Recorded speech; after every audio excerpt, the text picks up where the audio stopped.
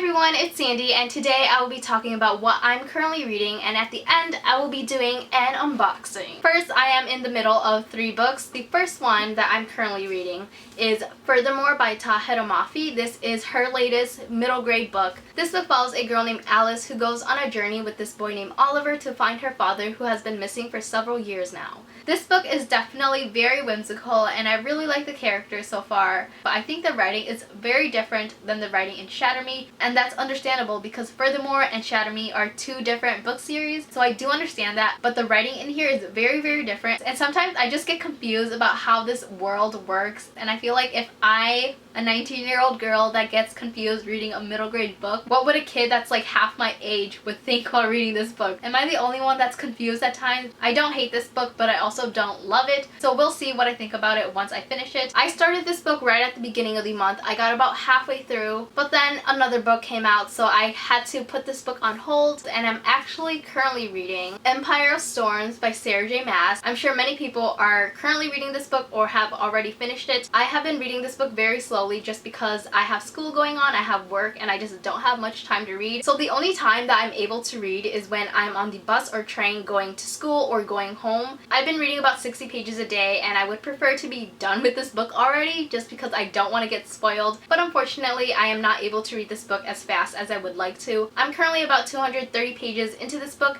and honestly, I don't know how I feel about it. I feel like it's going by pretty slowly, but for me right now there's just something missing and I'm not as engaged with the story. And since this is a 5th book in the series, there have been a lot of new characters that have been introduced, so it does switch back and forth from different point of views quite frequent. Sometimes I like that, but sometimes I just want to stay focused on one character, specifically this main character. But it's pretty good so far, and I still have like 400 to 500 pages left. Even though that this book looks very thin, there's like 700 pages in it. It's going to take me a while to read it, but I really hope I can finish this book soon. The next book that I'm currently reading is one that I will slowly read throughout this month and throughout October, and that's because it's a book for school, so I don't have to read it right away, but I wanted to mention it anyways because I am enjoying it so far, surprisingly. So the book that I'm reading is Just Mercy by Bryan Stevenson. This is for my psychology and law class. This book is nonfiction and it follows the author, who is an attorney. In this book, one of the cases that the author is working on is about this young man who has received the death penalty on a murder that he did not commit. I'm very interested in seeing what's going to happen to this man. I'm only 34 pages in, so I'm not too far into it. I need to finish half of this book by the end of September and then finish the other half by the beginning of early November. Now we're going to be doing an unboxing. I received a gift card from my uncle as a late birthday present, so shout out to my uncle, and I bought some books with it, of course.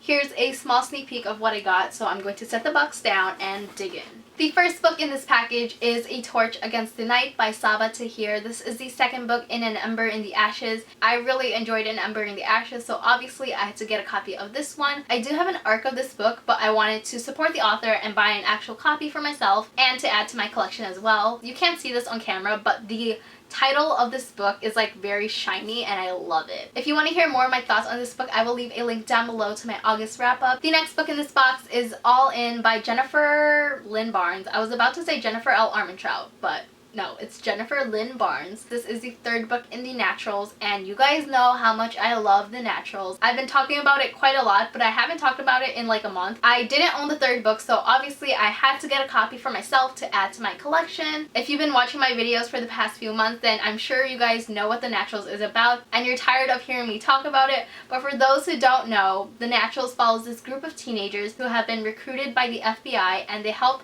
the FBI solve cases. This series is really good. The serial killing is so complex and I'm constantly like blown away by all the twists and turns. And the last thing I always say when talking about these books is that if you're a fan of Criminal Minds, I highly recommend that you check the series out because it's so good and I think you will really enjoy it. The next book in the package is Calamity by Brandon Sanderson. This is the 3rd and final book in the Reckoners trilogy. I owned the first 2 books, but I didn't own the 3rd one even though I've already read it. I checked it out from the library. So I am glad that I finally own the 3rd copy, and it's so shiny. I love this cover. I really love the Reckoners trilogy. I feel like everyone know about Mistborn, but not many people have read Steelheart, which is the first book in this trilogy. So I'm going to give a quick synopsis and hopefully it convinces you to add it to your TBR or to even pick it up and read it. This book takes place in a world where certain people have developed superpowers and their powers have basically corrupted them, so they are the bad guys in this world. Those people who have superpowers are called epics, and the book follows a 17 or 18-year-old named David whose father was killed by an epic named Steelheart. That happens within the first chapter of the first book, so it's not a spoiler. There's this group called the Reckoners that hunts and kills epics, and David wants to join this group so he can get revenge and kill Steelheart. This is a really great trilogy. It's Brandon Sanderson, and I highly recommend it. And the last book in this box is The Thousandth Floor by Catherine McGee.